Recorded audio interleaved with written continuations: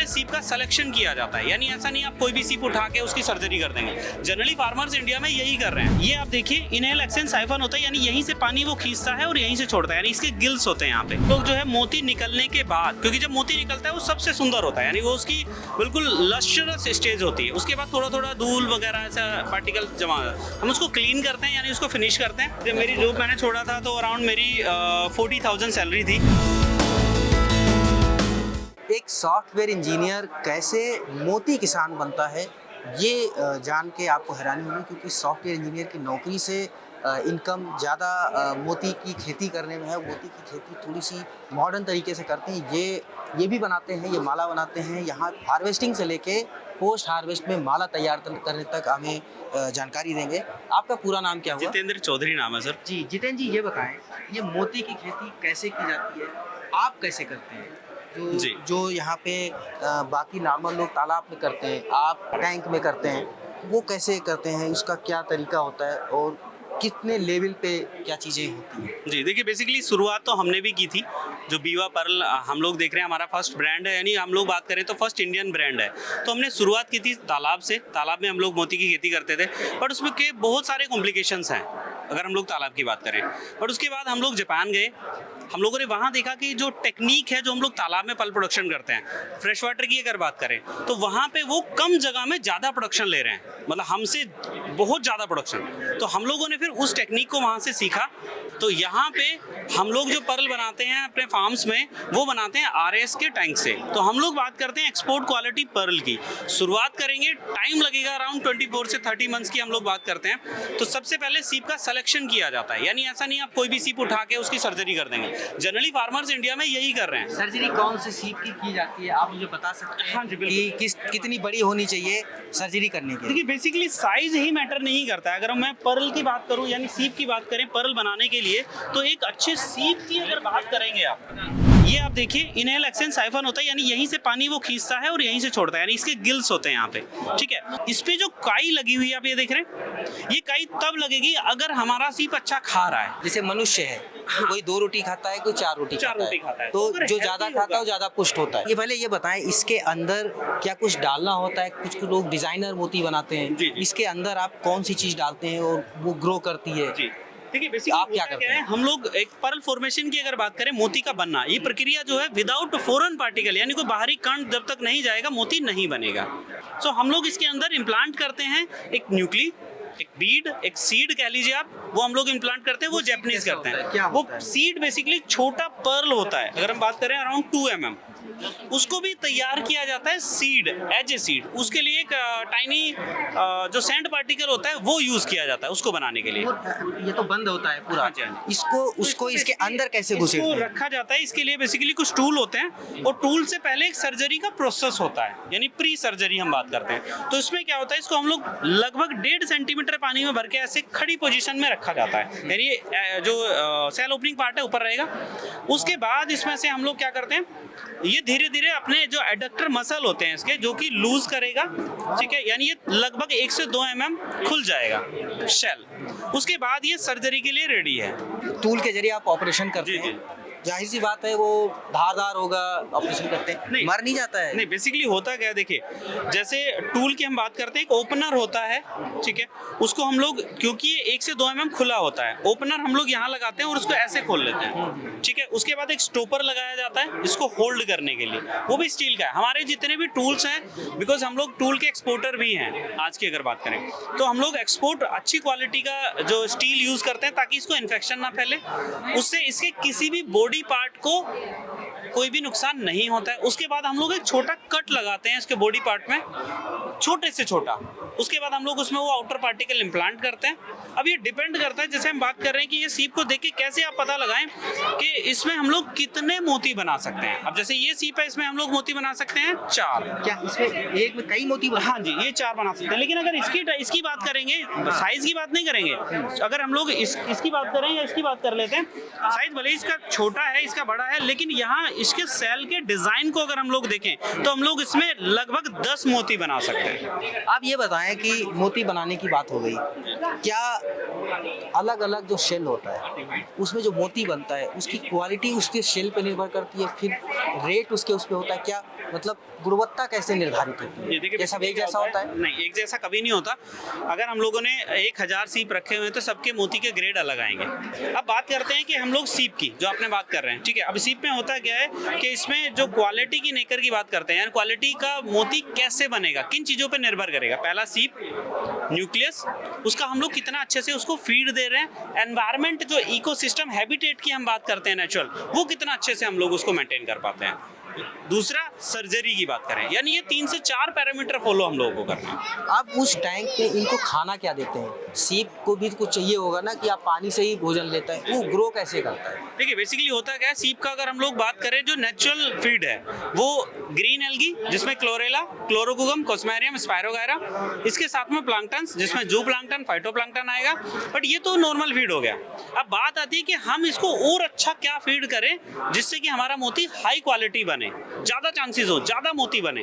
तो उसके लिए हम लोग इसको एक्स्ट्रा मिनरल खिलाते हैं और माइक्रोन्यूट्रिएंट खिलाते हैं। मिनरल का रेशो आपके पानी के पैरामीटर पर डिपेंड करता है, उसमें हम लोग कितने परसेंट मैग्नीशियम, कितना परसेंट कैल्शियम, कितना परसेंट पोटेशियम मिलाते हैं, वो ऐड करते हैं, उसको हम लोग फिर उसको मिक्स करके पानी में और हम लोग अपने सीप को खिला लेते हैं। आप ये बताएं कि मोती तैयार हो गया, ठीक है। इसके बाद ये जो बनता है, गले का हार कैसे बनता है एक टैंक से गले तक आने तक के लिए वो अब कहाँ तक पहुँचेंगे? इसके बाद अब क्या प्रोसेस? बेसिकली हम लोग जो है पोस्ट हार्वेस्टिंग का जो प्रोसेस है, हम लोगों ने लगभग 2 से 3 साल पहले स्टार्ट कर दिया था।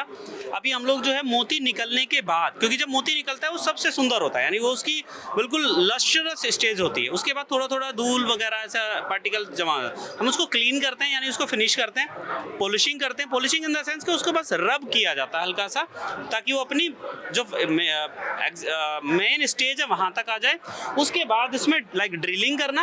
ये गोल कैसे होता है? क्या ऐसा ही आता है या नहीं, उसको ऐसे ही आता है। आप मोती में जैसे आप ये देखेंगे, ये आपका सेमी राउंड है, वो हमारा इरेगुलर केशी टाइप है, केशी टाइप के मोती होते हैं। ये हाँ जो जी। मोती है ये ऐसे ड्रॉप निकलता है? शेप का है, ऐसे इस टाइप से हम लोगों का मोती निकलता है। आप ये देखेंगे, ये ड्रॉप शेप है। अच्छा, तो ये लेकिन शंख जैसा है थोड़ा सा। हाँ, ड्रॉप, चोन पानी की बूंद के जैसा। हाँ, हाँ। जी, तो वो ऐसे ही निकलते हैं। तो ये माला गोल भी है। ऐसे ही बनेगी इसकी? माला इसमें लॉकेट में आपका रहेगा। इसको तैयार होने में कम से कम 3 से 4 दिन का टाइम लगेगा।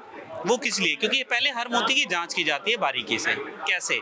मोती की जो लेयर होती है बेसिकली, उनको देखा जाता है वो सिमेट्रिकल एसिमेट्रिकल कैसी है, क्योंकि ड्रिलिंग करते वक्त वो क्रैक ना हो जाए, ऐसा हो जाए। संभावना होती है अगर क्रैक हो गई, टूट गया, तब उसका क्या होगा? अब क्रैक हो गया तो भी हम लोगों का जो मोती है, जैसे आप ये देखेंगे, मैं आपको दिखा देता हूँ, यहाँ पे ये मैं रखवा देता हूँ। हाँ, ठीक है, यहाँ पे आप देखिए, ये पर्ल का पील एक्सट्रैक्ट है, यानी मैं कहूँ तो मोती का छिलका है।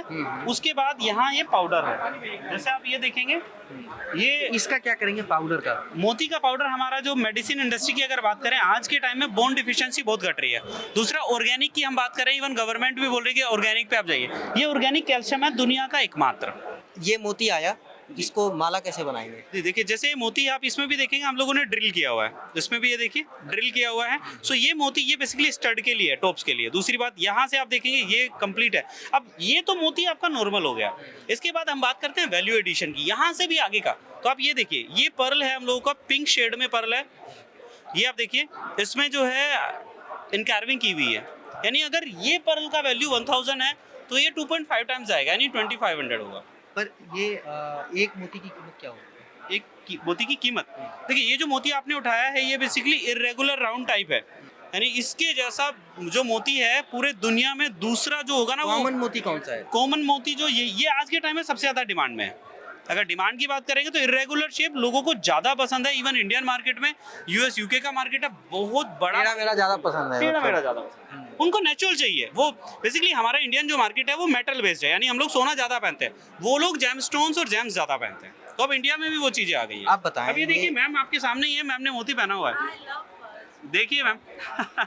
तो ये जो मोती है, मैं बहुत अच्छा टाइमिंग है कि आप सीप से निकल के कान में जाने का जो है, देखिए। आप देख सकते हैं। आपको कैसा लगता है पहन के?